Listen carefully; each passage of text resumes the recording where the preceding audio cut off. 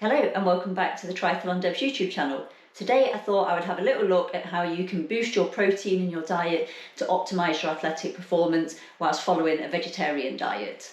Protein is really important for athletes. It's needed for the growth and formation of new tissue, and it helps repair muscle fibres that get damaged during exercise. It's well researched that consuming protein after you've done training increases the post-training adaptation and can therefore improve both strength and endurance performance. For athletes, it's recommended that you consume between 1.5 to 2 grams per kilo of body weight of protein per day. You need to make sure that you're consuming the high quality or complete proteins that contain all of the 9 amino acids that our body needs for building. These can be found in products like dairy, soya, meat and eggs. I have a good friend Amy who's a dietitian at work, so I've enlisted her help to get some tips on how I can boost my protein intake. For me, because I'm working on power this season, I'm aiming for about 2 grams per kilo of body weight, so I'm aiming for about 115 grams of protein per day. I've started using the MyFitnessPal app as a tracker. It's quite good because it does break it down. You enter all your foods in for the meals and then it tells you how much protein that you're actually consuming at the end of the day. I was consuming an okay amount,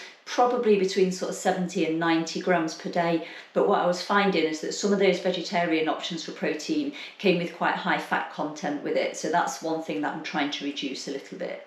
I do suffer quite a lot with muscle soreness after training, and I do wonder if this is down to not having enough protein in my diet, so I'm hoping that with Amy's help we can try and squeeze maybe another 30 grams of protein into my diet per day and see if that helps reduce my muscle soreness and hopefully improve my performance. It's also feeding time at the zoo for the Kerry cats. Hello pussycats! The normal order of the day is that we have 3 bowls of food and 3 cats. You think that will equate, but no. Jasper eats his bowl really fast, and then he moves on to Millie's bowl and pushes Millie out of the way. Millie then moves on to Neo's bowl and pushes Neo out of the way, and Neo doesn't get a whole lot of food to eat, do you, dude? Hey, dude. But you just let the pussycats pull you out of the way, don't you? Yeah, because you're daft. Unless it's tuna, and then you growl. Hello, Millie. Jasper is just like a gannet, aren't you? Mr. Diabetic Cat eats everything that's going. These are some of my staple protein foods that I look to get my protein from as a vegetarian. These are some additional things that I've been advised to try by a friend who's a dietitian, and a few other things that I happen to find in LD as well. 2 of the things that I go to that I thought were really good in protein, when I've studied the labels, aren't quite as good as what I initially thought. Mushrooms have 3.1 grams of protein per 100 grams. You're probably not going to eat more than 150, 200 grams of mushrooms, so you're probably only going to be looking at a maximum of about 6 grams of protein from that. But they're very low in fat and very low in calories. There's only 0.5 of a gram of fat per 100 grams with that. The soya milk is 3 grams per 100 mils. I'd probably get on for the best part of a litre of this a day, so I can get about 30 grams of protein from it. The problem is that comes at a bit of a calorie price. There's about 400 calories in a bottle of this, so that does add up if you're going to be consuming a lot of milk. Porridge and cashew nuts are other good sources. So in terms of the porridge, there's about 12 grams of protein per 100 grams. There is 8.4 grams of fat per 100 grams, but only 1.3 of that is saturated fats. But again, that comes at a little bit of a cost of having 360 odd calories per 100 grams with it. But it is nice, cheap and cheerful. It costs you like 90p for a kilo of oats, so really cheap and cheerful. Cashew nuts are an excellent source of protein. There's nearly 18 grams of protein per 100 grams of cashew nuts, but again it does come as a bit of a sacrifice with the calories and the fat with it. There's 9.5 grams of saturated fats, but there's 42 grams of fat per 100 grams in total with it. So although it is quite good, for 100 grams of nuts you're looking at about 580 calories as well. They're also pretty expensive, you're looking at about $8.99. Chickpeas and lentils. Chickpeas, I eat absolutely loads of these. You get about 7.5 grams of protein per 100 grams. They're not too bad on the fat content. There's only about 2 grams of fat per 100 grams and about 120 calories as well. A tin of these is only going to set you back 50p, so pretty cheap and cheerful. Lentils are also pretty high. They're fairly comparable. They're about 7.4 grams and they've got even less fat. They've got about 0.8 grams of fat per 100. So for the 2 of them, similar protein content, I would probably go for the chickpeas because it works out cheaper and there's less calories in them, even though there's a tiny bit more fat. Eggs, you're looking at about 13 grams of protein per 100 grams. 1 egg is about 60 grams, so you're looking at about 6 grams of protein per egg. But they do have a reasonable amount of fat in them. There's 9 grams of fat per per 100 grams, and it works out at about 70 calories per egg. Cheese is really good, so that's 25% protein basically, so for every 100 grams there's 25 grams in it.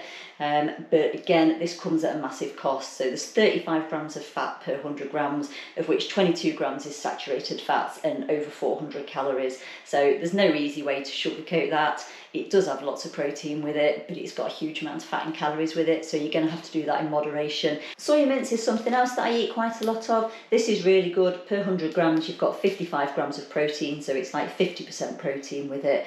It's pretty low in fat. There's less than like half a gram of fat per 100 grams.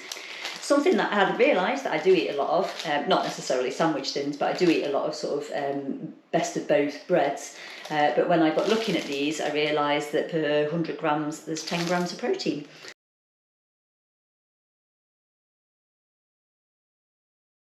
Let's look at some of the new changes that I'm going to try then on the advice of the dietitian. This chickpea pasta comes in at 14 grams of protein and about 190 calories per 100 grams and only 0.4 grams of saturated fats. If we compare that to normal pasta, that's got about 5.9 grams of protein, a little bit less calories at 173 and a similar fat content with it. The chickpea pasta is quite a bit more expensive.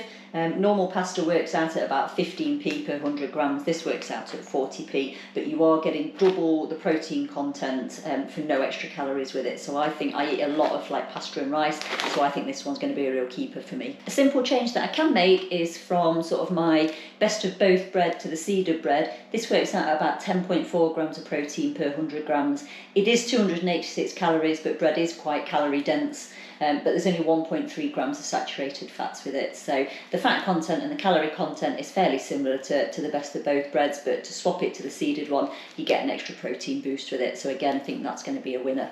I do also generally eat quite a lot of different beans. At the minute, I'm just going to try these cannellini ones. They give you 6.6 grams of protein and less than 100 calories and like 0.1 grams of fat.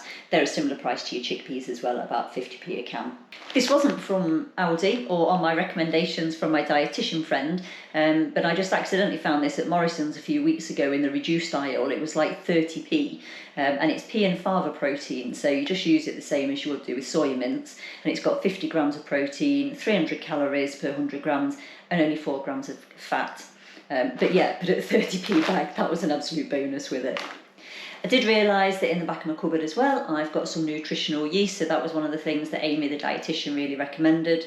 That's got 50 grams of protein per 100 grams, so it is 50% protein. The only downside is that you're really only going to use like a teaspoonful of nutritional yeast or maybe a tablespoon with it. So it's not going to give you huge gains, but actually it's something that you can add to, say, like macaroni cheese or something like that. It's got quite a cheesy flavour to add you a bit of extra protein boost in. So I'm going to get that back out and start using it.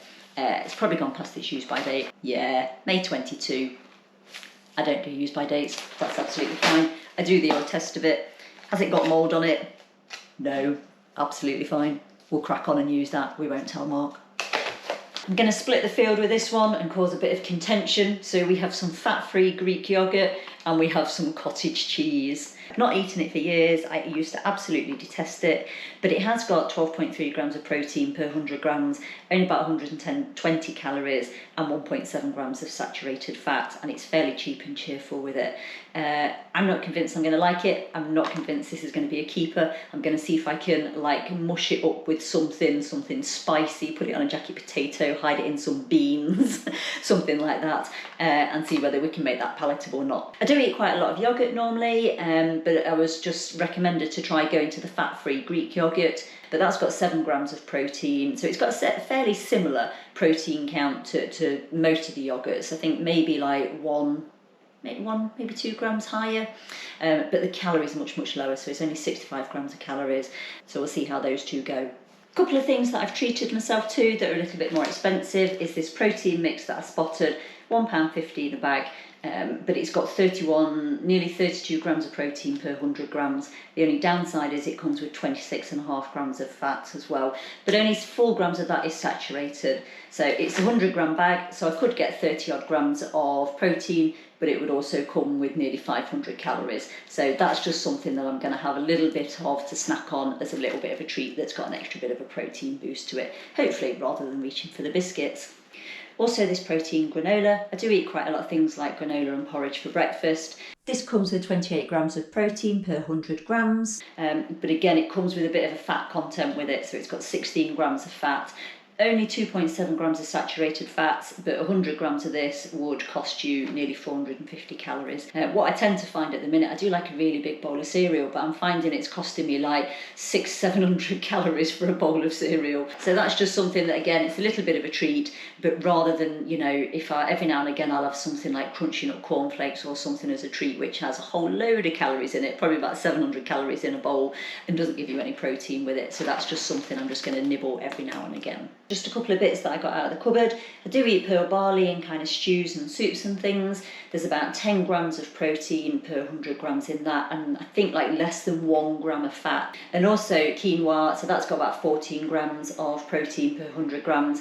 Really low in fat as well, like less than 1 gram of fat per 100 grams. So those two are really good staples that you can go to. Lastly, just for a bit of fun comparison, I didn't buy the bourbons as a source of protein, but I can't go an Aldi without buying bourbons. I do like a good bourbon biscuit. They're also vegan, so I thought I'd just have a look at the protein content of these. And it turns out they're actually not that far behind things like your chickpeas and your beans. So there's 6.3 grams of protein per 100 grams of bourbon biscuits. So if you had half a pack of biscuits, you're going to get yourself 6.3 grams of protein. The only downside of that is you're also going to get 23 grams of fat and 27 grams of sugar, and the best part of 500 calories. So I wouldn't recommend that one as a way of getting your protein source, but it's all going to add up towards my protein intake. That's my summary done on increasing your protein intake as an athlete. Some of the things I'm definitely going to look towards keeping are going to be the chickpea-based pasta, the seeded bread, the fat-free Greek yogurt, adding the nutritional yeast into dishes, and also the quinoa and pearl barley, using them a little bit more. Hopefully you found that useful. The only downside to this is that it's taken me about an hour and a half to film this, which means it is now 25 to 7 and I've got absolutely nothing ready for tea yet. Much to Mark's disgruntlement, tonight is going to be a bean and halloumi stew, probably with a bit of rice with it. So I'll do a quick summary when I calculate the protein and the calorie content of that with it. He's not on board with that, so I told him he can cook his own tea if he doesn't want to eat the bean stew.